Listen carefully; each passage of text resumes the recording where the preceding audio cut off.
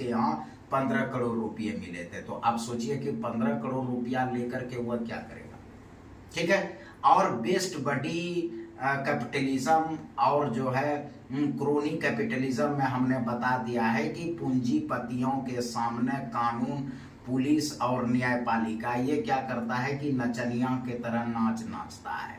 तो कहने का मतलब कि जिसकी लाठी उसकी भैंस, जिसके पास आज पूंजी है उसके पास जो है वह क्या करेगा कि वो न्याय पाएगा। या सीधे सीधे तौर पर यह कह सकते हैं कि भाई हम तो जज को खरीद लेंगे पैसा से, तो वह न्याय कहाँ। तो जो सामाजिक न्याय की बात होती थी वह खत्म हो गया। अब राजनीतिक सशक्तिकरण, तो आपने पिछले साल पढ़ा होगा इलेक्टोरल बॉन्ड। तो इलेक्टोरल बॉन्ड के माध्यम से क्या हुआ, जो पूंजीपति घराने थे, औद्योगिक घराने थे, उन्होंने जो है पार्टी को चंदा दिया। पार्टी को चंदा इलेक्टोरल बॉन्ड के माध्यम से दिया। तो जब चंदा देकर करके सरकार बनेगी तो उसमें जो है वह क्या करेगा, नीति तो जो है औद्योगिक और पूंजीपतियों के लिए ही बनेगा, एक सामान्य जन के लिए वह जो है कुछ नहीं मिलेगा।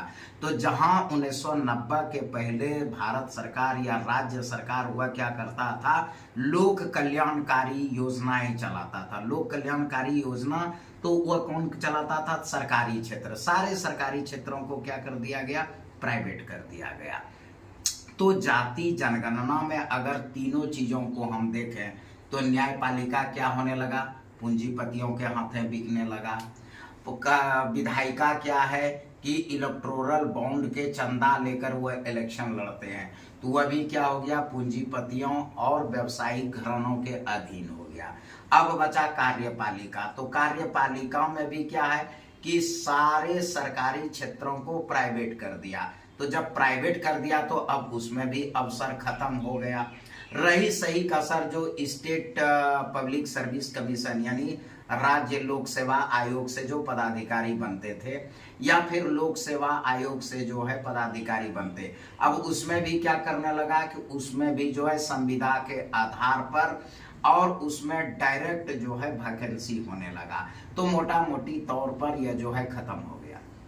इसको सीधे सीधे तौर पर करें, अभी गर्मी का दिन है, जस्ट आम का सीजन आने वाला है। तो अब 4 भाई के पास जो है 4 गाछ था आम का, 4 गो वृक्ष था आम का। तो अब मान लेते हैं कि चारों भाई में बराबर बराबर बंटना चाहिए था। एक वृक्ष का आम एक भाई को मिलता, दूसरे वृक्ष का आम दूसरे भाई को मिलता, तीसरे वृक्ष का आम तीसरे भाई को मिलता, चौथे वृक्ष का आम चौथे भाई को मिलता। दिक्कतें क्या हो गया कि 78 साल तक चारों वृक्षों का आम एक भाई ने खाया, चारों वृक्षों का। जब वृक्ष बेच दी गई, अब वह वृक्ष कटने वाला है, तो अब वह बड़ा भाई क्या बोल रहा है कि हम जो है तुम लोगों को क्या करेंगे कि अभी बार इस सीजन के जो चारों वृक्षों का आम होगा बांटेंगे। अरे भाई बुढ़बक, गाछे नहीं रहेगा, वृक्षे नहीं रहेगा तो तुम आम कैसे बांटोगे। जातिगत जनगणना जो हो रही है तो उसमें यह कह रहा है कि भाई साहब हम यह बताएंगे कि शेड्यूल कास्ट का जनसंख्या कितना है, शेड्यूल ट्राइब का जनसंख्या कितना है, ओबीसी की जनसंख्या कितनी है और सामान्य वर्गों की जनसंख्या की है। अच्छा ठीक है, आपने जो है काउंटिंग कर लिए, तो काउंटिंग करने के बाद आप क्या करेंगे।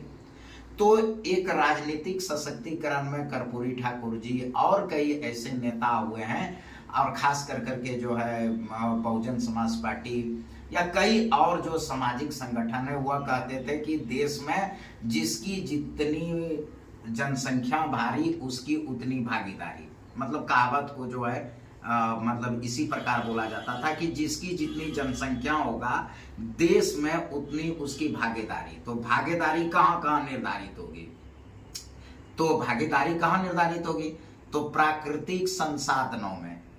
तो आज 78 देश के आजादी से लेकर के अभी तक देश के जो संसाधन थे वह किसके हाथों में दे दिया गया, मुट्ठी भर पूंजीपति औद्योगिक घरानों के हाथों में दे दिया। शेड्यूल ट्राइब का जंगल कटवा के प्लेन जमीन बनवाया, वहां फैक्ट्री लगवा दिया। नदी कोयला खदान जितने भी खदान थे वह कौन उसका रिसोर्स का दोहन किया, मुट्ठी भर लोगों ने। अब ना तो रिसोर्स बची है न बचने की संभावना है, तो कौन सी भागीदारी आप उसमें देंगे? रिसोर्स का तो कंप्लीट दोहन हो चुका है। आप पहले जो है आजादी के समय में जो जंगल की घनत्व था, क्या वह जंगल की घनत्व आज है? नहीं। नए नए खदान है? नहीं है। सारे खदानों का खनन कौन कर रहा था? वही उद्योगपति और पूंजीपति कर रहा है। तो आप कह रहे हैं कि ठीक है जातिगत जनगणना हम कराएंगे, उसमें पता चल जाएगा कि भाई शेड्यूल ट्राइब की संख्या इतनी होगी, शेड्यूल कास्ट की संख्या इतनी होगी, हाँ ओबीसी की संख्या इतनी होगी, तो ठीक है। तो कहाँ आप भागीदारी देंगे? आप कर्पूरी जी जैसे कहते थे और नेता लोग कहते थे कि जिसकी जितनी संख्या बारी उसकी उतनी भागीदारी। तो अब आपके पास प्राकृतिक रिसोर्स बचा ही नहीं है, तो किस में उसको भागीदारी देंगे? ये भी बात खत्म हो गया। अब आया कि जो है रिजर्वेशन इन एजुकेशन, तो एजुकेशन में हम रिजर्वेशन देंगे। तो आज एजुकेशन जो है, नई एजुकेशन सिस्टम आने के बाद 2020 के बाद अब एजुकेशन क्या हो गया? वो इंडस्ट्री बन गया, उद्योग बन गया। सरकारी स्कूलों की अवस्था आपसे छुपी नहीं हुई है, क्योंकि आप शेड्यूल का शेड्यूल ट्राइब है और मोस्टली सरकारी स्कूलों में आपके बच्चे ही पढ़ते हैं। तो अब जो सरकारी स्कूलों की गुणवत्ता है या शिक्षकों की जो गुणवत्ता है, उसमें आप ह्रास देखने को मिलेंगे। मतलब नाम मात्र का वह स्कूल है,